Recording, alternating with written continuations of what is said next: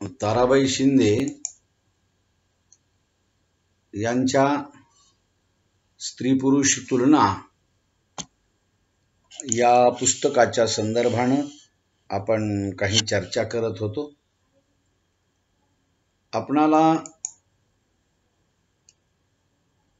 स्त्री आणि पुरुष याच्या संदर्भाने ताराबाई शिंदे यांनी ज्या मांडलेल्या भूमिका आहेत त्या भूमिकांचा आपण विचार करीत आहोत। त्यांनी पुरुषी सत्ताक अहंकारी जी प्रवृत्ती आहे तिच्यावर कसा हल्ला केलेला आहे ते आपण पाहिलं आणि पुरुष सत्ता म्हणून स्त्रियांना कसं दडपल्या जातं, त्यांच्यावर कसं वर्चस्व गाजवल्या जातं हे ताराबाई शिंदे सांगतात। त्या म्हणतात की दुर्गुणांचे वसतिस्थान हे पुरुषांकडे असतं, कारण स्त्रियावरील अन्याय, तिचे गौणत्व हे पुरुषांकडून पुन्हा पुन्हा अधोरेखित केलं जातं। पुरुष हा वर्चस्व स्वीकारणारा समाज, पुरुषप्रधान कुटुंब संस्था, पुरुष रचित सामाजिक आचार विचारांचं नियमन करणारी शास्त्र, धर्म, सर्व जे आपल्याकडे अर्थव्यवहार चालतात त्या आर्थिक व्यवहारांचं जे अधिकारत्व आहे ते पुरुषांकडे, न्याय संस्था असेल, राज्य संस्था असेल, शिक्षण व्यवस्था असेल किंवा तत्कालीन संपर्क माध्यमेही असतील ती पुरुषांच्या स्वाधीन होती। आणि म्हणून अशा स्थितीमध्ये ही स्त्री दबली जाते असं ताराबाईंचं स्पष्ट मत आहे। त्या पुरुषाच्या संदर्भाने ह्या सगळ्या गोष्टी वर्चस्वाच्या सांगतात, पुरुषाच्या सत्तेच्या संदर्भाने सांगतात। पुरुषांचं हे स्त्रीवरचं जे वर्चस्व आहे हे वर्चस्व ताराबाई शिंदे अनेक उदाहरणांनी ते पटवून देतात। त्या म्हणतात की नवऱ्याने आंघोळीचं नाव घेतलं की बायकोने लगेच पाठ मांडून गंगाळ असायचं पाणी टाकायला, थंड पाणी त्याच्यात गरम पाणी टाकायचं, मग त्याच्यात थोडंसं थंड ऊन पाणी टाकून त्याच्यात पुन्हा विसावून टाकायचं, म्हणजे विसाण टाकायचं, मग पाय घासण्याकरिता तिने तत्पर त्याच्यासाठी उभा राहायचं, तयार व्हायचं, नेहमीच्या वेळेतच त्याला जेवण तयार करून ठेवायचं, पानाचा विडा तयार करून ठेवायचा,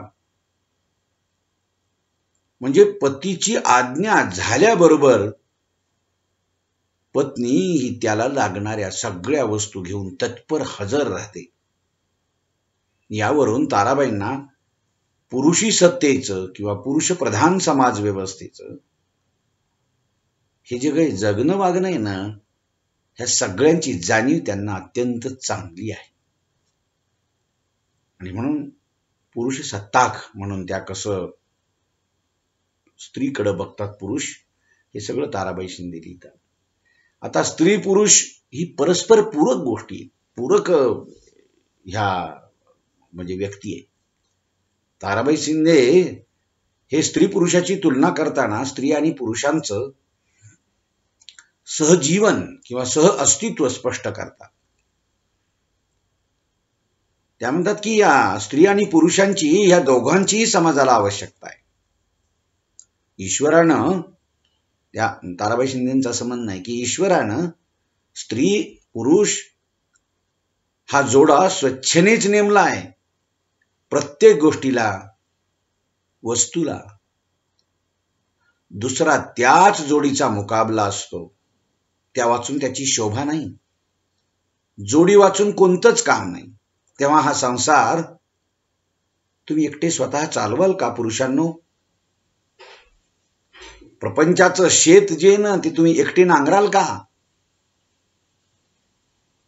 स्त्री ही अबला आहे, तिच्या एका नेत्र कटाक्षाने तुमचे सर्व धैर्य, तेज, वीरश्री गळून पडते। तिच्या पुढे तुम्ही धावता, यात काही मोठा पुरुषार्थ नाही। स्त्रीचं सामर्थ्य आहे, निसर्गतःच पुरुषाला स्त्रीचं एक आकर्षण आहे.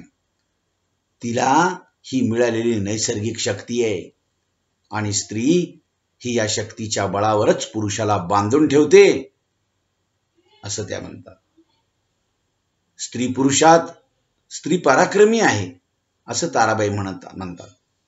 संसारात नाना प्रकारचे कष्ट उपसणारी, हाल अपेष्टा सोसणारी, वेळ प्रसंगी मारहाण सहन करणारी आणि पुरुषाच्या गोड शब्दांची म्हणजेच नवऱ्याच्या गोड शब्दांची भुकेली असणारी व त्याच्या अर्ध्या वचनात राहू इच्छिणारी विनम्र पत्नी त्यांच्या मनात आहे. ताराबाई पुरुषांना जाब विचारतात की स्त्री ही अर्धांगी शक्ती आहे. अर्धांग वायू होऊन अर्ध शरीर गेलं तर मग एका हाताने तुम्ही काय कराल हो? स्त्री किंवा पुरुष हे परस्पर आनंदासाठी परमेश्वराने निर्माण केले. स्त्रीशिवाय पुरुषाला महत्व नाही. ज्या घरात स्त्री नसेल तर ते घर स्मशानासारखं भासतं हे ताराबाई सांगतात. तसंच स्त्रीला पुरुषाच्या सहकाराची, साथीची आवश्यकता असते.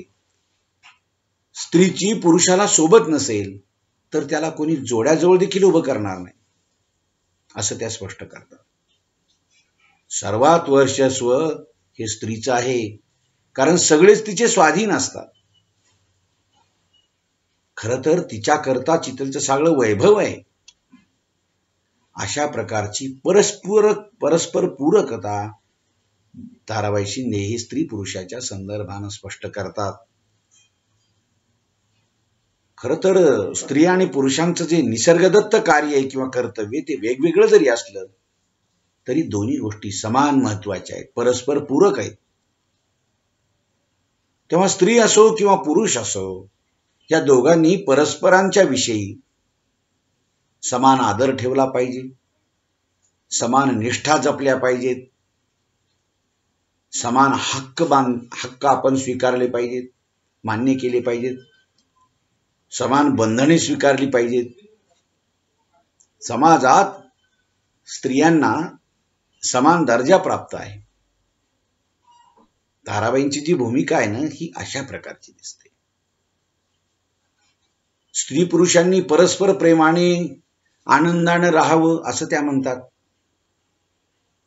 स्त्री आणि पुरुषात श्रेष्ठ कोण, कनिष्ठ कोण असा भेदभाव नसावा.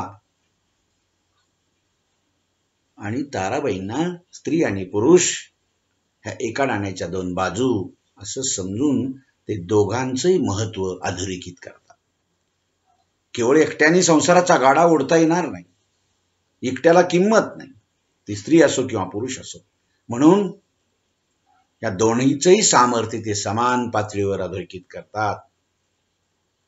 परंतु स्त्री आणि पुरुष यांच्या नात्याबद्दलचा जो दृष्टिकोन आहे तो दृष्टिकोन कसा आहे ताराबाई शिंदे सांगतात की त्या स्त्री आणि पुरुषांचा जो हे जे नातं आहे त्याच्यातला जो असमतोल आहे तो असमतोलपणा कसा आलेला आहे त्या बाबतीत त्या म्हणतात की लग्नाच्या वेळी परिस्थितीवरून ती हतबल असलेली स्त्रीचा म्हणजे पत्नी म्हणजे मुलीचा बाप हतबल झालेला असतो, स्त्री ही हतबल असते.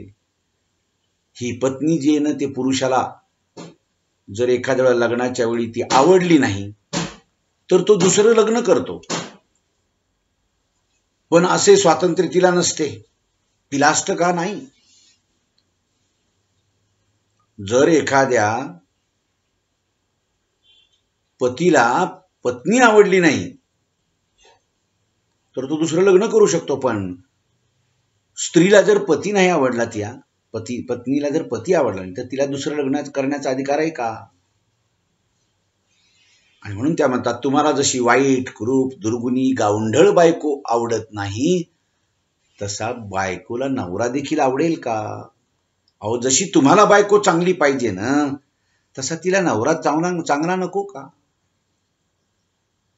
आणि म्हणून असमतोलपणाकडे लक्ष वेधतात ताराबाई शिंदे.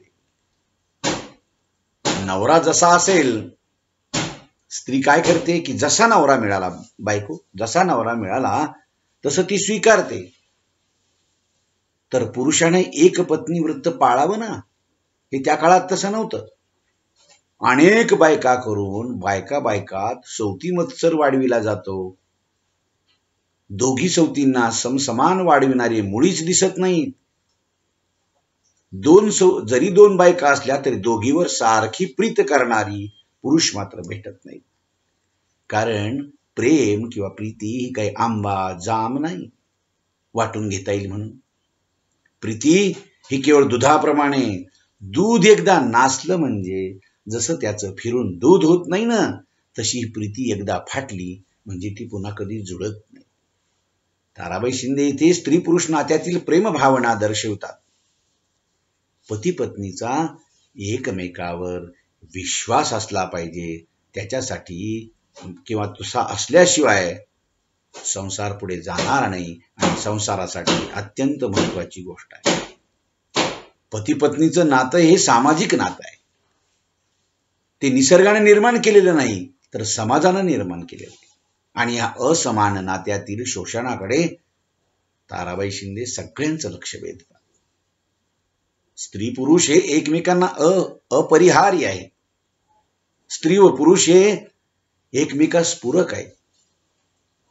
स्त्रीवर पण असं जरी असलं तर स्त्रीवरच अन्याय का होतो बरं, हा सवाल ताराबाई शिंदे विचारतात. आणि म्हणून स्त्री पुरुषांचं समानत्व पण पुरुषसत्ताक इथं चालत असलेली पद्धती, पण खऱ्या अर्थानं पुरुष आणि स्त्री हे कसे समान आहेत. त्यांच्या निसर्गानं निर्माण जरी त्यांना वेगवेगळं केलं असलं तरी त्या दोघांचे हक्क आपण स्वीकारले पाहिजे. दोघांना अधिकार तेवढेच दिले पाहिजे. दोघांची संसारामध्ये गरज आहे. कोणत्याही एकट्याने संसार तडीला नेता येणार नाही. आणि म्हणून पुरुष आणि स्त्री ही समतेच्या पातळीवर जगवली पाहिजे. पुरुषानं तसं स्त्रीला स्वीकारलं पाहिजे आणि स्त्रीने तसं पुरुषाला स्वीकारलं पाहिजे, ही भावना ताराबाई शिंदे या ग्रंथामध्ये मांडतात.